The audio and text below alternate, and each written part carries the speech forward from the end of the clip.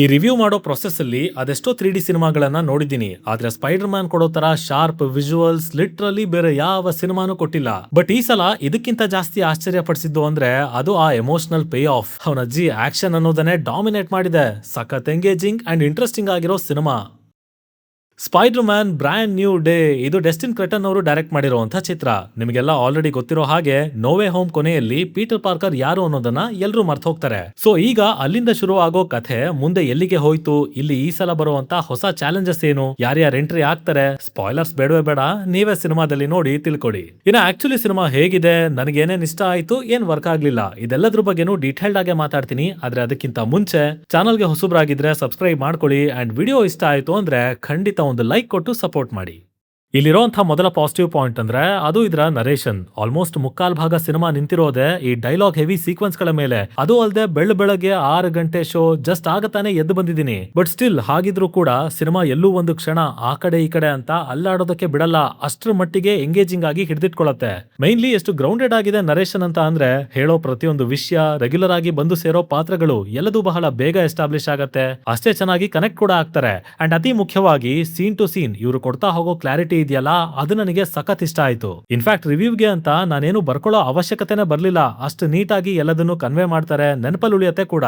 ಇನ್ನು screen play ಕಡೆ ಬಂದ್ರೆ ಆದಷ್ಟು ಒಳಗಡೆನೆ ಇರುತ್ತೆ ಸಿನಿಮಾ. ಪ್ಲಾಟ್ ಸುತ್ತಮುತ್ತ ಇರೋ ಎಲಿಮೆಂಟ್ ಗಳನ್ನ ಇಂಟ್ರೆಸ್ಟಿಂಗ್ ಆಗಿ ಬಿಲ್ಡ್ ಮಾಡ್ತಾ ಕನ್ವರ್ಸೇಷನ್ಸ್ ಅಲ್ಲೇ ಕಥೆನ ಕ್ಯಾರಿ ಮಾಡ್ತಾ ಹೋಗ್ತಾರೆ. ಆ ಪ್ರೊಸೆಸ್ ಅಲ್ಲಿ ಕ್ಯಾರೆಕ್ಟರ್ಸ್ ಇದೆ, ಹಲವು ತರದ ಲೇಯರ್ಸ್ ಇವೆ. ಹಾಗಂತ ಎಲ್ಲೂ ಕಾಂಪ್ಲೆಕ್ಸ್ ಮಾಡಿ ಕನ್ಫ್ಯೂಸ್ ಮಾಡಲ್ಲ. ಸ್ಟ್ರೈಟ್ ಒಂದೇ ಡೈರೆಕ್ಷನ್ ಅಲ್ಲಿ ಗ್ರಾಫ್ ಮೇಲ್ ಹೋಗ್ತಾ ಇರುತ್ತೆ. ಅಂಡ್ ಆಕ್ಚುಲಿ ಸಂಭಾಷಣೆ ಅನ್ನೋದನ್ನೇ ಅಷ್ಟು ಇಂಟ್ರೆಸ್ಟಿಂಗ್ ಆಗಿ ಬರ್ದಿದ್ದಾರೆ. ಇನ್ನು ಇಲ್ಲಿ ಆ ಹ್ಯೂಮರ್ ನ ತಂದು ಸೇರಿಸಿರೋ ರೀತಿ, ಅದರಲ್ಲೂ ನಮ್ಮ ಪನಿಷರ್ ಫ್ರಾಂಕ್ ಕ್ಯಾಸಲ್ ಪಾತ್ರ ಹಬ್ಬ ಕ್ರೇಜಿ ಗುರು. ಅದಂತೂ ಆ ಕ್ಯಾರೆಕ್ಟರ್ಗೆ ಶುರುವಿನಿಂದ ಕೊನೆವರೆಗೂ ಇದ್ದಿದ್ದು ಒಂದೇ ಕೆಲಸ, ಎಂಟ್ರಿ ಕೊಡ್ತಾ ಇರು, ಡಾರ್ಕ್ ಕಾಮಿಡಿನ ಆಡ್ ಮಾಡ್ತಾ ಹೋಗು ಅಷ್ಟೇ. ಅಂಡ್ ಅದನ್ನ ಮನುಷ್ಯ ಯಾವ ಲೆವೆಲ್ ಸೀರಿಯಸ್ ಆಗಿ ತಗೊಂಡಿದ್ದಾರೆ ಅಂತ ಅಂದ್ರೆ ಸಿಕ್ಕಾಪಟ್ಟೆ ಎಮೋಷನ್ ತುಂಬಿರೋ ಸಂದರ್ಭದಲ್ಲೂ ಬಂದು ನಗಿಸ್ತಾರೆ, ಎಂಟರ್ಟೈನ್ ಮಾಡ್ತಾರೆ. ಸ್ಪೆಷಲಿ ಪ್ರೀ ಕ್ಲೈಮ್ಯಾಕ್ಸ್ ಎಪಿಸೋಡ್ ಮತ್ತೆ ಕೊನೆಯ ಸೀಕ್ವೆನ್ಸ್ ಚಿಂದಿ ಇದು ಮಾತ್ರ. ಮಾರ್ವೆಲ್ ಅವರು ತಮ್ಮ ಸಿನಿಮಾಗಳಲ್ಲಿ ಈ ಫ್ಯಾಕ್ಟರ್ ನ ತರೋದು ಸಹಜ. ಬಟ್ ಈ ಸಲ ಎಮೋಷನ್ಸ್ ಮೇಲೆ ಭಾರಿ ಒತ್ತು ಕೊಟ್ಟಿದ್ದಾರೆ. ಅಂದ್ರೆ ಲೈಕ್ ಕನ್ವರ್ಸೇಷನ್ಸ್ ಎಲ್ಲ ಬಿಲ್ಡ್ ಆಗೋ ಇಂಟೆನ್ಸಿಟಿ ಕೊನೆಗೆ ಡೆಲಿವರ್ ಆಗಿದ್ದು ಕೂಡ ಭಾವನೆಗಳ ಮೂಲಕನೇ. ಬರ್ದಿರೋ ಸನ್ನಿವೇಶಗಳಲ್ಲಿ ಆ ತೂಕ ಇದೆ, ಚೆನ್ನಾಗಿ ಫೀಲ್ ಮಾಡಿಸ್ತಾ ಹೋಗ್ತಾರೆ. ಇವನ್ ಪ್ರೀ ಕ್ಲೈಮ್ಯಾಕ್ಸ್ ಆಕ್ಷನ್ ಬ್ಲಾಕ್ ಮುಗಿದ ಮೇಲಂತೂ ಟೋಟಲ್ ಎಮೋಷನಲ್ ಪೇ ಆಫ್. ಒಟ್ನಲ್ಲಿ ತುಂಬಾ ಚೆನ್ನಾಗಿ ಸ್ಟೇಜ್ ಆಗಿದೆ ಸಿನಿಮಾ. ಹಾಗೇನೆ ಆಕ್ಷನ್ ಸೀಕ್ವೆನ್ಸಸ್ ಅಂತ ಬಂದ್ರೆ ಪರ್ಸನಲಿ ನನಗೆ ಸ್ಯಾಡಿ ಸಿಂಕ್ ಅವರ ಜೊತೆಗೆ ಒಂದೆರಡು ಇಂಟ್ರಾಕ್ಷನ್ ಇದೆ, ಎನ್ಕೌಂಟರ್ ಇದೆ, ಅದು ಇಷ್ಟ ಆಯ್ತು. ಒಂದು ಬಿಲ್ಡಿಂಗ್ ಟಾಪ್ ಫ್ಲೋರ್ ಅಲ್ಲಿ ಹಲ್ಕ್ ಜೊತೆಗೆ ಹೊಡೆದಾಡಿದ್ದು and pre climax ninja warrior fight, ಇವೆರಡರಲ್ಲೂ ಕ್ಯಾಮ್ರಾ ವರ್ಕ್ ಸಖತ್ತಾಗಿದೆ, ಡೌಟೇ ಇಲ್ಲ. ಬಟ್ ಮುಖ್ಯವಾಗಿ ದ ಕೊರಿಯೋಗ್ರಫಿ ಅತಿ ಸುಂದರವಾಗಿ ಹೆವಿ ಆರ್ಟಿಸ್ಟಿಕ್ ಆಗಿ ತೋರಿಸೋದಕ್ಕೆ ಪ್ರಯತ್ನ ಪಟ್ಟಿದ್ದಾರೆ. ಅಂಡ್ ಅದು ಅಷ್ಟೇ ಚೆನ್ನಾಗಿ ಪೋರ್ಟ್ರೇ ಕೂಡ ಆಗಿದೆ. ಇನ್ನು ಪರ್ಫಾರ್ಮೆನ್ಸಸ್ ವಿಷಯದಲ್ಲಿ ಸ್ಯಾಡಿ ಸಿಂಕ್ ಅವರ ಕ್ಯಾರೆಕ್ಟರ್ ಸಿಕ್ಕಾಪಟ್ಟೆ ಇಂಪ್ರೆಸಿವ್ ಆಗಿತ್ತು ಅಂತ ಹೇಳ್ತೀನಿ. ಸಿನಿಮಾದ ನರೇಷನ್ ಎಮೋಷನಲಿ ಇಷ್ಟೊಂದು ಸ್ಟ್ರಾಂಗ್ ಆಗಿ ಎಕ್ಸಿಕ್ಯೂಟ್ ಆಗಿದೆ, ಇಷ್ಟು ಗ್ರೌಂಡೆಡ್ ಆಗಿ ಬಂದಿದೆ ಅಂತ ಅಂದ್ರೆ ಅದಕ್ಕೆ ಇವರೇ ಕಾರಣ. ಇವನ್ ಎಷ್ಟೇ ಕಾಮಿಡಿ ಇದ್ರೂ ಸ್ಕ್ರೀನ್ ಪ್ಲೇ ನ ಹೋಲ್ಡ್ ಮಾಡೋ ಮಟ್ಟಿಗೆ ಹೆವಿ ಸಟಲ್ ಆಗಿ ಅಷ್ಟೇ ಸೀರಿಯಸ್ ಆಗಿ ಪರ್ಫಾರ್ಮೆನ್ಸ್ ನ ಡೆಲಿವರ್ ಮಾಡಿದ್ದಾರೆ. ಆಲ್ಸೋ ಅವರ ಸ್ಪೆಷಲ್ ಪವರ್ ಅದು ಕೂಡ ಒಂದ್ ರೀತಿ ಇಂಟ್ರೆಸ್ಟಿಂಗ್ ಆಗಿತ್ತು. ಹಾಗೆ ಜೊತೆಲಿ ನಮ್ಮ ಸ್ಪೈಡರ್ ಮ್ಯಾನ್ ಟಾಮ್ ಹಾಲೆಂಡ್ ಅವರದ್ದು ಕೂಡ ಸಖತ್ ಪರ್ಫಾರ್ಮೆನ್ಸ್. ಆಕ್ಷನ್ ಬಗ್ಗೆ ಎಲ್ಲ ಗೊತ್ತಿರೋದೇ ಅಲ್ವಾ, ಸೊ ಅದ್ರ ಬಗ್ಗೆ ಹೇಳೋದಕ್ಕೆ ಏನಿಲ್ಲ.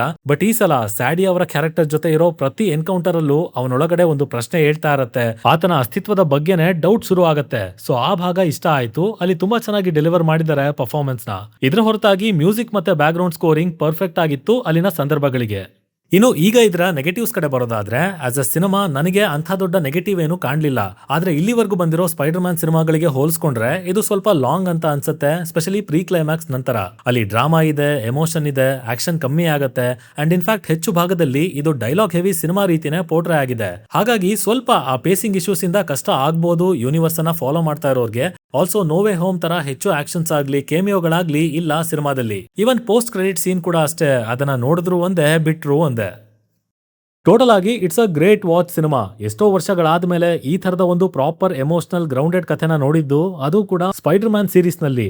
ಆಕ್ಷನ್ ಹೆವಿ ಇಲ್ಲ ನಿಜ, ಆದ್ರೆ ಸಖತ್ ಎಂಗೇಜಿಂಗ್ ಆಗಿರೋ ಸಿನಿಮಾ ಇದು. ಪರ್ಸನಲಿ ನಾನು ಇದನ್ನ ಮಸ್ಟ್ ವಾಚ್ ಅಂತಾನೆ ಹೇಳ್ತೀನಿ. ಎಕ್ಸ್ಪೆಕ್ಟೇಷನ್ಸ್ ಕಮ್ಮಿ ಇಟ್ಕೊಳ್ಳಿ ಅಂಡ್ ಅವ್ರು ಬರ್ತಾರೆ ಇವ್ರು ಬರ್ತಾರೆ ಅಂತೆಲ್ಲ ಯೋಚನೆ ಮಾಡ್ಕೊಂಡು ಹೋಗ್ಬೇಡಿ, ಆಗ ನಿಮಗಿದು ಆಸ್ ಅ ಸಿನಿಮಾ ವರ್ಕ್ ಆಗತ್ತೆ.